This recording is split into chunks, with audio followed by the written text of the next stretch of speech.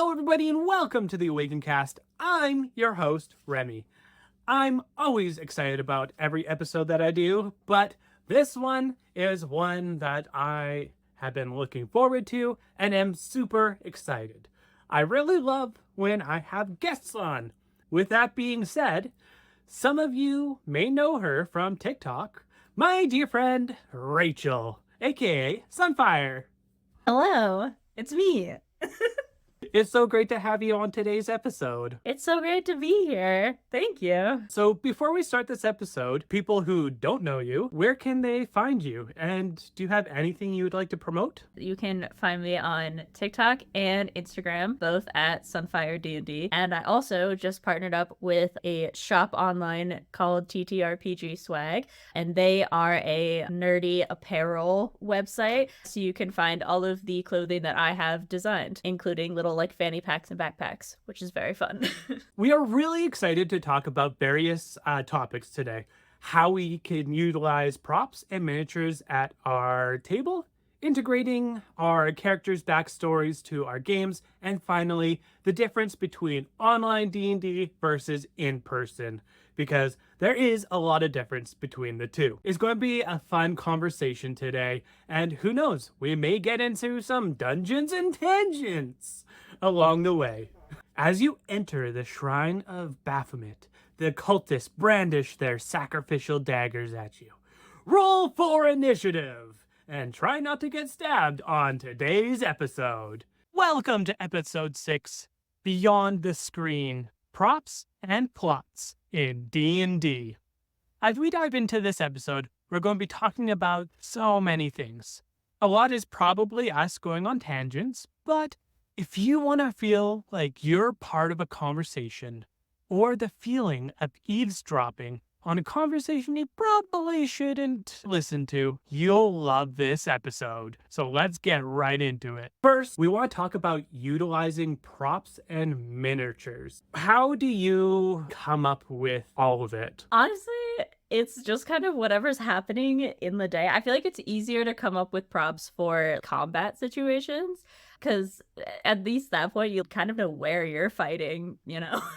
So you can do trees and terrain and stuff like that. But it is also really fun to just be like, if there's a big moment in the campaign, to just do something like really fun about it. And I'm actually really sad because I haven't been able to do a lot of like prop making recently. And so I like really want to make some props because I'm like, I haven't done it. This is some of the things that I utilize in my games, in-person games, is this used to be a scroll that had a wax stamp on it. So what I did for my players, we're playing Strixhaven. They were at orientation, so they had to do like a scavenger hunt under all their chairs. So at one point, they get into the biblioplex. They're like, oh, this is cool. And then I'm like, you hear this voice in your head, and down from the sky, you see glitter just form into your hands as you're given this scroll. Now, everybody, reach under your chair. And so everybody reached under their chair and they're like, what? I actually got it all printed out. I printed it all on this linen paper so that it feels like really legit. I love it. Yeah, and because it is a college, I actually gave them like a little mailer with their names on it and their acceptance letter. That's so cute. What?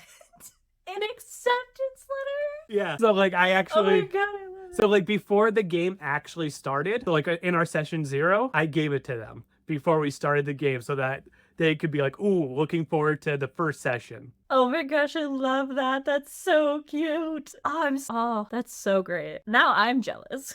For me, that's how I utilize the props and miniatures in my game, because I'm more of, I want my players to be a lot more immersed. I focus more on the role play aspects of the game. So having the scroll and the acceptance letter is my way of being like, okay, I'm throwing you the immersion at your face and you won't be able to uncanny dodge that shit. That's amazing. I think one of the favorite props that I made a little cake, and I carved it into a heart, and I put the little symbol of the class, and in the actual session of the game, they had to eat a heart to obtain some powers. I presented them a little cake heart and I was like, now you can eat it. That was really fun. Small things like that I find are just so much fun and a lot more memorable. Yeah. Oh, absolutely. Yeah. I recently made my players some little they're not really spell scrolls, they were like ripped old pictures of a journal or whatever. And I also gave them a lantern before the game started, which was a UV flashlight. And I had UV paints. So I was able to write everything out in a blood red and then go over top of it with a UV orange. So when they lit it up, they could see the password through all of the light, which is so fun. Everyone was like, how did you do that? I was like, I don't know. It barely worked. But it was really cool. And this is like one of the few things about the in-person that makes it so special. Yeah, I like doing online. It's good, especially if you have the craving to play D&D and you're just like, I must play D&D. I've had a D&D drought for months. Do you use music for immersion at your table? I do. Yeah. I have 2 speakers set up. So I have one on one side of my living room and one on the other. And then I have it like set to my phone. So I can just change the music whenever I want. One of the things that I do that I think is really funny that I haven't heard anyone else mention before is that I have all of my characters or my players send me a character death song.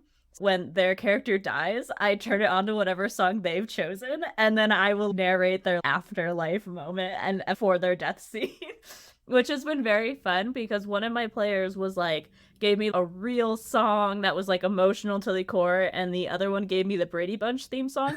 So Okay, that is actually an amazing idea. Oh, I have to use that. This is actually a big topic on D&D threads right now, is how people deal with character death. With character death, there are some tables that actually don't do death. I found that out. And I found that very fascinating. Definitely, if it's something at your table, you discuss at session 0 because there definitely is people who they don't like character death. My table, we've talked about it, what I like to do, and now I'm going to add your idea to this, yes. and maybe you'll add mine. So I'm going to give what I do for deaths for characters. They get knocked out at my table. I roll all the death saves. Oh, fun. None of the players know if their character is going to die or not. If I roll their final death save, they get a whole free turn to do whatever they want. I give most of my DM control over to them because it creates a moment where if they're fighting a big bad and the big bad is nearly full health, obviously the caveat to this is they can't just be like, oh, I killed a big bad, but like they can do some real significant damage, and I will give that to them. Because there is one thing with character deaths. Usually there's this awkward moment of, I didn't get closure to my character. And that is so big. I've had a few characters die. I'm like, oh, like I have no closure with my characters that I love. But Yeah. I feel like giving pretty much all agency to the player gives them closure, gets them to really control how they go out and see exactly what they do. Also, it creates epic memories at the table. I like that. I like the concept of getting like a free action because I've definitely had a character die and she died for dice rolls and I get it. It's fine. Not mad about it. No, I had a character and she got eaten by dire wolves in the woods, which is a bummer. And I just happened to roll really terribly. It was an in-character thing to do, but she ran off with 1 HP, ran into a pack of 3 wolves, died immediately, which I get it. So I can't be mad about it. Yeah. But there's definitely a thing where you're just like, but I didn't get to say goodbye. I want to do something else and have a moment at least. So I think it would be nice to, even in that moment, if it's not I'm going to attack the dire wolves or whatever, but even just being like, I want to write a letter or I want to, craft something to give to the next of kin. I think that would be nice. And I think that's why I made that rule because it's a way to say goodbye in a really fun way. I think that's also fun, like crafting something or throwing like their magic sword at the fighter and being like, you carry on this flame. This sword was Yeah. passed down from my ancestors. Now it's your torch to bear now. Yeah, because then also I feel like that gives like ties to other characters, which like affects their states of mind and all the things that they think are important now. So maybe that person is just, oh man, now I got a sword that I have to take care of forever. Because of that, it creates this character dynamic. Well, fuck, my friend just died, and maybe this sword actually was their favorite sword, so it could either go one of two ways. I can't use this sword. It reminds me too much of my dear friend. Like, how can I use it with all these memories and him not being here? Or on the other end, my friend fucking died for this sword. I am going to use it and I am going to avenge his family. Yes. And that's a fun thing about being a player, given those things from other players of just, oh, where am I going to take this? And it's like this super exciting thing. Yeah, my players, they lost a party member, which was so sad. But when they went to go bury his body, they were like, "Oh, we're just gonna take the stuff that he's had on him, like magic items or whatever." But they decided which magic items they were gonna bury him with, and one of them was a pillow that automatically gave you the most restful sleep of your life. So Oh. they were like, "He needs it if he's gonna be resting forever." And I was like, "Oh my god." That's honestly so That's sweet. sad. It was so sweet. He had a jar of spices that would create any sort of spice that you wanted in the moment. And they were gonna take it. And right before they poured all the dirt back over his body, they were like, actually, we're gonna keep him with the spices because it meant so much to him, like emotionally. And I was like, you're gonna make me cry over like a fake magic item. And it's just paprika. I love that. That's why I love this game so much, is because of those like special little things that players do that as dungeon masters we do that can like influence the story for everybody.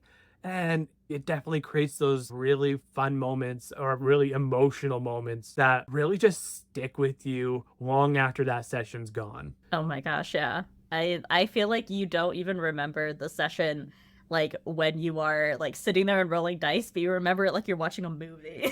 Yeah. You're like, I remember when this thing happened. Yeah, and it's always months or years later. That reminds me of a story about this character that I played, and this, and this. And the person just like, what? Yeah. Because no one else cares, but you're like, you have to listen. This is so This important. is a very impactful story. Like, you had to be there. You had to be there, but it was so emotional. Yeah, no, oh my gosh, I have some of the best stories from D&D that I'm just like, no one else could possibly care about this, but I care about it. What's really fun is my players really like Hero Forge. Yes, that's Like super cool. they can customize their miniatures at the table, so it is actually their character, so they can be a bit more immersed with their miniature. I have minis for all of my players, and it was before I had a 3D printer, so they're all like whiz kids or whatever, but I hand paint them all, so when they show up I'm always like, and this is you. And I'm like, I love you. Absolutely love that. Here's a little personal touch. The game. Oh, I love that. The big difference is we kind of hit on the props and miniatures for perks of in person. For online, what has your experience been with playing D&D online? Well, for all of the folks who don't know, you're my first online DM. So That I am. so I've had a great time personally. Yeah. Let's see. I played with you, Yes. and then I've played a couple of things with some family across, country and stuff. And then I haven't really played much outside of that. I played a couple of one-shots with people. I don't really run or try to like do online campaigns, mainly because I have in person now, and I think in person is a little bit more exciting. Yes. I guess, Yeah. for lack of a better term there. But I am currently finishing up a little campaign online, and that's been going really good. I think it's hard sometimes because it's just harder to read other people and know when they're gonna interrupt and talking over each other and like all that stuff. But I think Yeah. it is definitely a useful tool for sure. Yeah. Because I definitely online for when one of your players is sick from your in person so that they can still join, but online, it can be a little awkward though, because it's just, oh, are they talking? So it's like a little bit like, oh, like a juggle. Because, like, in my experience, I've done essentially the vast majority of my DMing and playing has been online. I actually thoroughly love it just because it's just what I've known for the majority of my D&D life. Because I have because the great thing about online is you meet amazing people. Amazing. Like you. Like you. Honestly, I have lifelong friends because I posted a thing to Reddit and saying, "Hey, I'm starting a D&D game. Who wants to join?"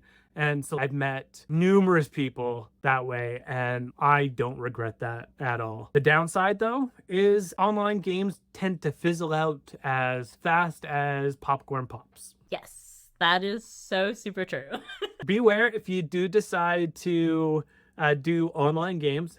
That is a real big possibility unless you manage to find the diamond in the rough, amazing players, and games that actually go on for months and maybe years. Yeah. I don't, yeah, I think the longest online game I've had was like half a year. That's longer than anything I've even played online. So that's impressive that you even got that far, I think. With online, I honestly think the best benefit is just making friends from everywhere and anywhere in the world. And you get Yes. to meet so many people. I met you, and we're really good friends. We've been friends for what, Eight? five? No. No. Oh, yeah, I guess 8 years. Oh, you've been Yeah, 7 maybe. 7 years. Yeah. Yeah. No, because it's so much easier to cancel on an online game because you're not seeing the people that you're like canceling with. Where like in person, if my friends don't show up, I'll be like, "Excuse me, Yeah. like, what are we doing?" Because that's a huge thing that I find people are like, well, I'm not actually going to see them. So, I mean, I can make an excuse to just not show up. One person misses one session. It's okay, let's reschedule for next week. Everybody good for this date? Yeah, we're all good. That date happens, and then next thing you know, you're just like, you're not playing, you're just like chatting to them online. You still like them as people. It's just, Yeah, like the game's just gone. yeah, the game's gone, but at least you made a friend. Yeah. At least that's a bonus. That's so true. We love making friends. I think also that it's more often than not that when you find people online, there's like a huge time difference. So that's also super hard to be like, everyone being like, yeah, I can play at 5 p.m. my time, which is 2 p.m. your time, and we'll match up and whatever. And you're like, okay, I guess I just won't sleep ever. Like, I'll be up at 2 a.m. to play this game. Although that is a positive for people who work overnights when they're already awake and they can just find an online game that's 2 a.m. their time, and you can be like, oh great, I'm already up. Exactly. It's just, that's like the cool thing about online is like, ooh, I would really like to play a session of D&D right now. Okay. There's one. Okay. Right. Am I accepted? Yes. Okay. And then you can just play within an hour. Yeah. No, it's really good. It's also great if you like only have specific times that you're open. Because like sometimes in person people are like, oh, we only do Saturdays or whatever. And then online you can just be like, I have Thursdays at 1 p.m. and you can sort it. And you're like, I'm gonna do that one. There's honestly like a lot of bonuses to online, but I mean, my preferred is still in person. Yeah, there's something magic about in person. Definitely, it feels different, and it's like a weird thing to try to describe. because you're like, yeah, no, it's like the same, and then you're like, maybe. So, like, but it's such like it's so weird because it's like a tangible feeling where you're just like, this is so much more like bonding and real and like immersive, but like online is still really fun. So Like, you can't go wrong. You're still playing D&D. A great resource if you want a good mixture of online and in person. Look up your local city or town on Reddit. I've met some friends through Reddit for my in-person games. It's like a good mixture, especially if you want to try the in-person.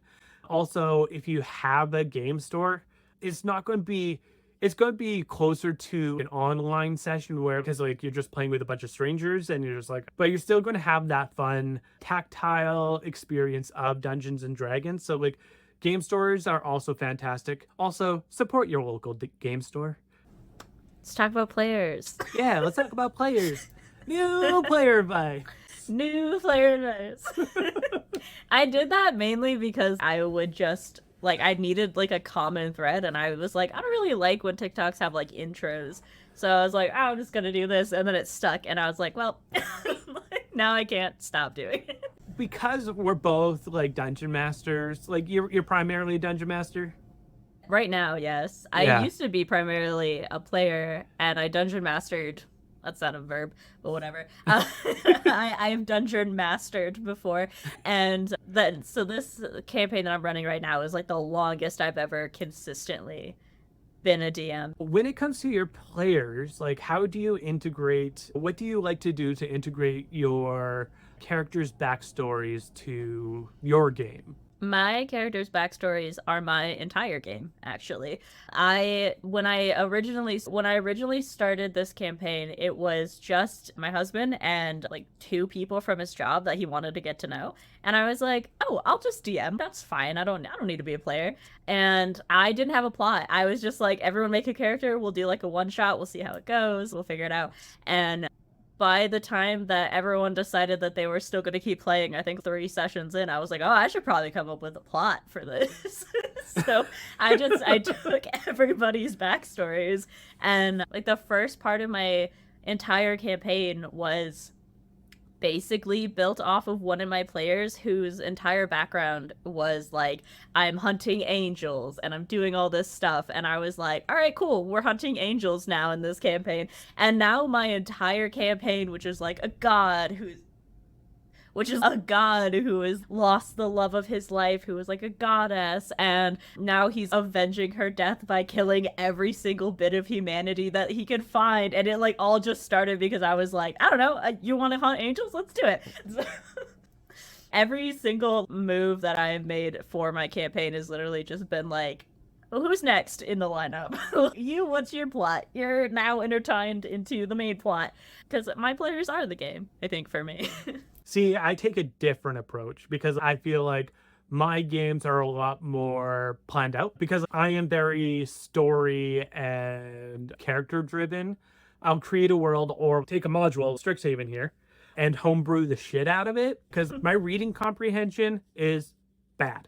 I have really bad reading comprehension. I use books more influences, and I'll be like, oh, I really like this. I'm going to take it out and make my own little story out of it. So for me, I like knowing exactly what the world is like so that I can give that to my players so that they can build their characters around characters in that world. And then I let them have full creative control because they may have ideas that I may not have thought about adding into the game. And so I was like, well, that's way better. I'm going to really work on that. Currently in this campaign, one of the players' fathers pretty much disappeared without a trace because me and each player, we have talked in depth about who their character is. And they actually wrote out their backstory, who they are, who their family is, what their family's influences are, because everybody just actually on a whim, they didn't even actually coordinate it. Everybody comes from a very wealthy family. No. I decided to tie them in all together, that they all kind of knew each other, to not create that awkward, oh, I don't know who you are. Because that was one thing about before starting this in session 0 that we talked about, because my wife Claire, she really doesn't like when all the heroes just come together and they don't know each other. There's that awkward preamble of getting to know each other and there's not really that closeness. I took that from her and was like, okay, this is something that you want. Let's actually get everybody to know each other, to get rid of that weird, awkward, oh, hi, I'm Sir Mendy, what have you. It's listening to the characters and doing the collaborative storytelling before the actual collaborative storytelling. Hmm. Yeah, no, absolutely. That's kind of like what I do. And then because I have the chaotic mind that I do and have an extensive background in improv, I record all my sessions because I know how improv heavy I am. And if there are moments because like I let my players take full control, I have their background in hand. And if there's like a moment where I can use their backstory, I'll be like, okay, using this part of your backstory and going to mold it into something else. And then the really cool thing is, as we play D&D, we actually do this back and forth where I take their ideas and I change it. And it's like telephone, where it's just like, oh yeah, my dad's really nice. And then I take it and it's like, oh, he's a little bit corrupt when he was in college, but now he's not. And so then I kind of lob it back at them later on. So then it creates this back and forth of I'm creating the story, they're creating the story. And it's just so much fun to integrate their backstories that way, where during the game, as let's say 5 sessions happens, what I like doing is talking to the players and actually saying, how are you feeling about your character's integration into the world? Do you feel they are part of the world? And if it's no, they don't really feel like they're part of the world yet, that's when you have the conversation and open communication with them. It's like, okay, so let's change some things for the background. And I think that that's like some things, like, because I'm very planned, well, somewhat planned, because yeah, a lot of improv. I think it's important to involve your players in every step of the way, especially when it's their characters. Yeah. Yeah, because everybody has their love for their characters and everything, and it's, as someone who's been a player for a while, it is hurtful when you're like, I made this whole backstory just for you, and your DM's like, that's great, I don't care. And you get to be like, oh man. So it definitely feels better when like you present it and it's more of a back and forth. That's always great. Yeah, because I think that's definitely a trap dungeon masters can get into of, oh yeah, write the backstory of your character.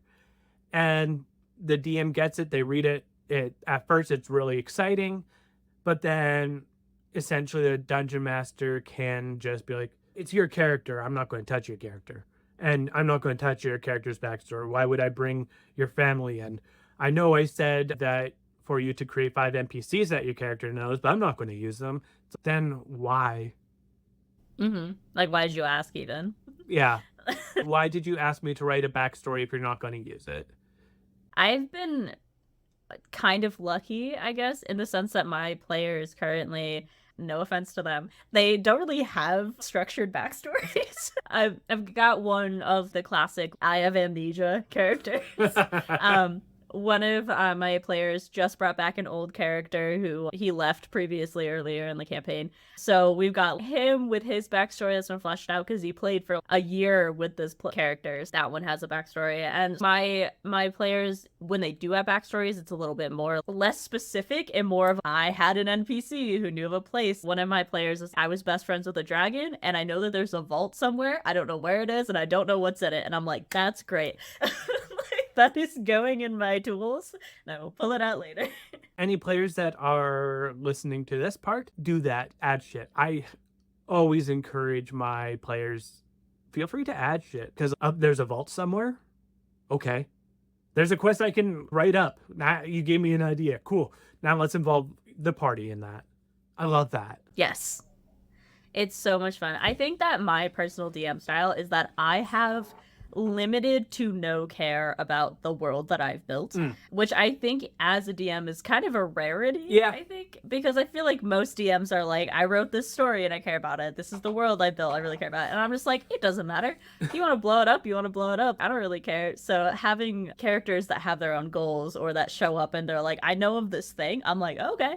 I have one of my players, he has an old school that he used to go to. He's like a blood hunter from like a school that raises them, kind of like Witcher style. Yeah. And my other player is a soul that was tied to a sword that was years and years ago when technology was advanced. And when they made it to this keep in the original school, my sword boy, he was like, oh, I know this place. I used to live in a place just like this. There was 20 of them and they were all up in the sky. And I was like, all right, yeah, that's what happened to your old civilization. They all fell out of the sky and that's what happened. Let's roll from there. I don't care. I love when my players are just like, here's a backstory. And I'm like, great, that's the campaign. I don't need to do any work now. You've written it for me. For me, yes, I write my stories and I create the world, meaning create the world so that they can pretty much do whatever the fuck they want to do in the world. I want players that will be like, I want a vault. There's a vault. Or I was a sentient sword. I love that. I'm kind of jealous of that. The little tangent on the sword. My player is a flight attendant. He is gone almost all the time, just randomly. He got rid of an old character that he had as he was like, I don't know when I'm going to be here or whatever. So he was like, created a character that soul was tied to the sword. So when he was on a flight and he couldn't make it, his character just became the sword. So then the party member just had a sword that had morphed abilities of what his actual player could do. And then when he's able to play, he just becomes not a sword anymore. It worked out really well. That kind of screams anime to me, like kind of. Oh, like an isekai. Yeah. Exactly. He was like, yeah, I don't really care, but I probably will only be at 50% of the sessions now, so here's a sword. And I'm like, all right. When I'm a player at the table, I'm the chaotic fun one that just comes up with random shit and just kind of throws it out there and here you go, DM, play with it. Yes. I only play chaotic characters. I feel like I thrive with very chaotic players. Someone on one of my TikTok friends has lovingly referred to my DM style as freeform jazz. When I get chaotic players, I'm like, yes, I love it. I hate doing work as a DM, so if you're doing all the work for me, I'm in.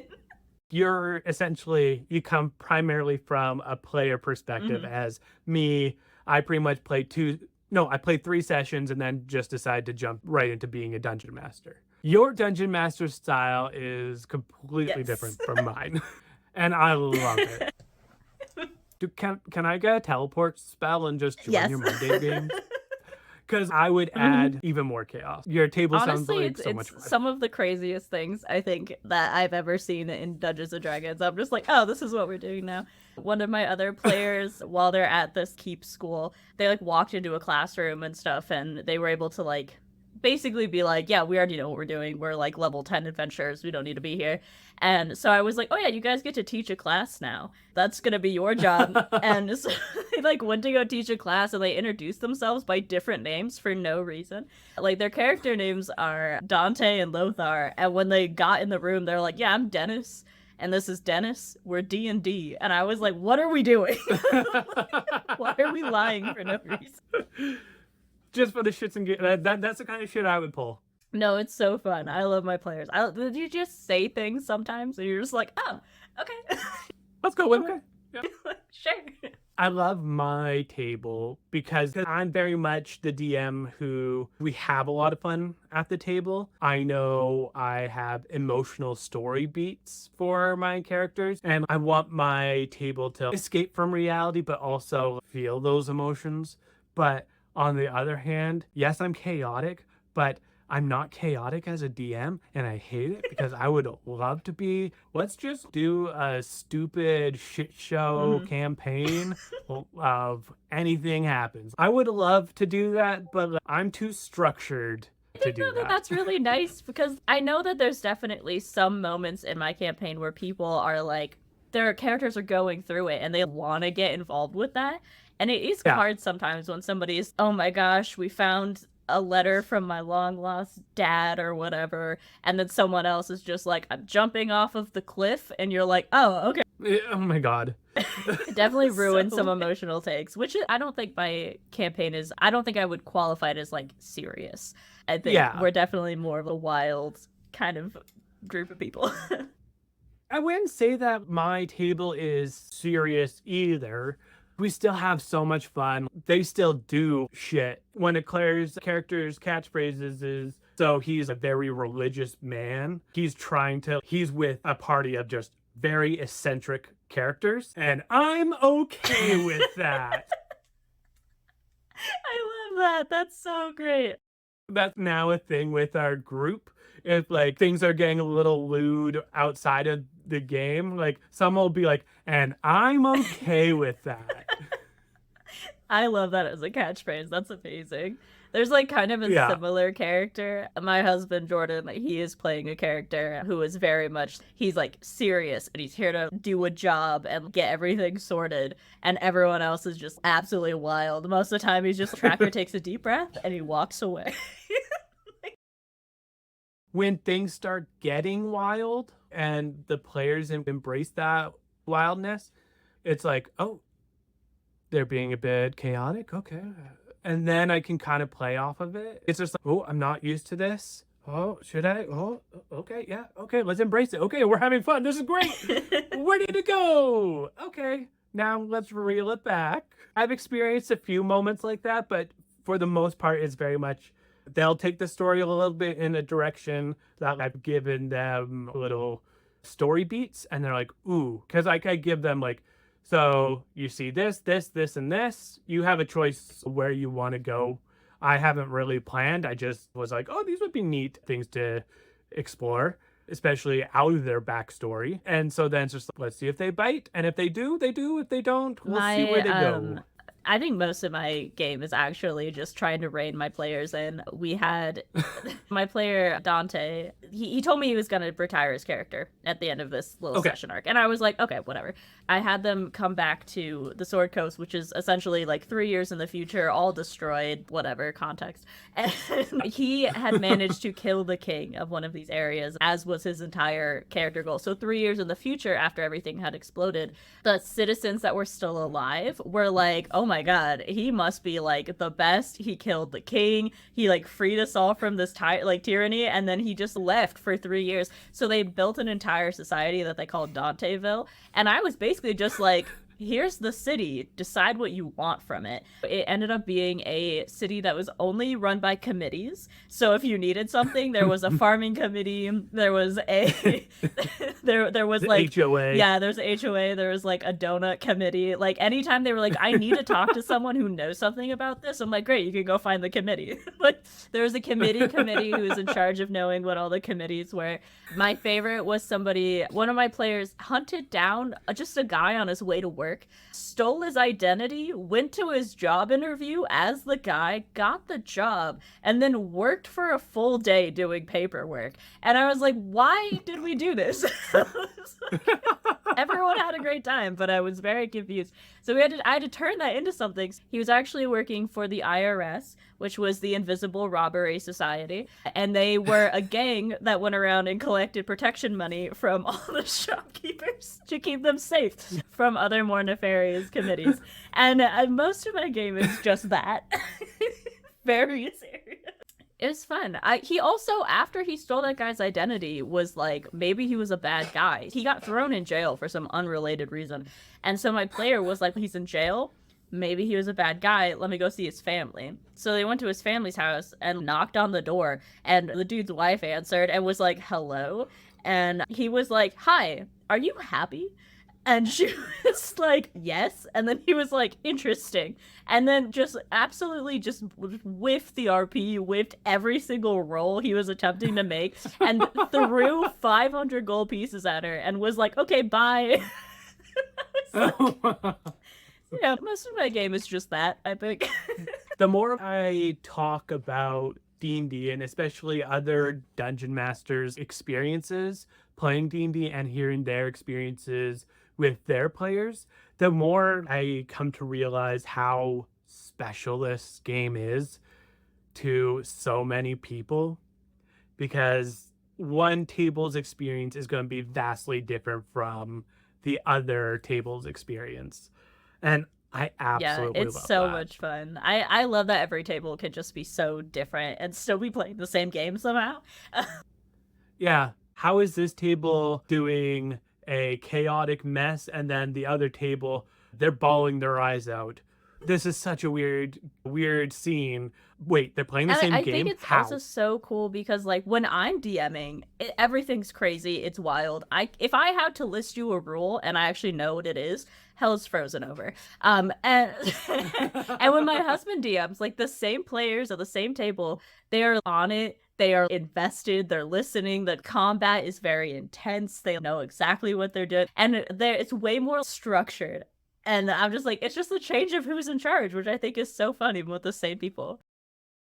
So wild, especially since it's the Yeah. same players. I Really think it's cool. so fun. As we wind down from these amazing conversations, we've talked about how we utilize props and miniatures to our own online and in-person conversation and how we actually integrate our players into our games. It's just so fun to know that you and I, though we have different styles, we also And share I that think it's nice because I connection. think especially you being one of my first DMs, you've left a little imprint in how I DM. So I think you can always pick up things from all your DMs and everything. I think I've definitely learned from being DM'd by you. I think that's very important, especially for DMs to know is I have learned from other dungeon masters that I played with and have really taken some of their stuff to heart because everybody's different and even players, all of you are different and it makes this game so special. Thanks for tuning in to this episode of the Awakencast. If you enjoyed our chat, don't forget to follow us on Instagram and Threads at the Awakencast for updates and behind the scenes fun. If you want to dive deeper and connect with fellow adventurers, you absolutely don't want to miss joining our amazing Discord community. It is where the real magic happens. I'm your host, Jeremy, joined by my dear friend, Rachel. And we're reminding you to stay curious, stay kind, and keep being awesome. Until next time, happy adventuring.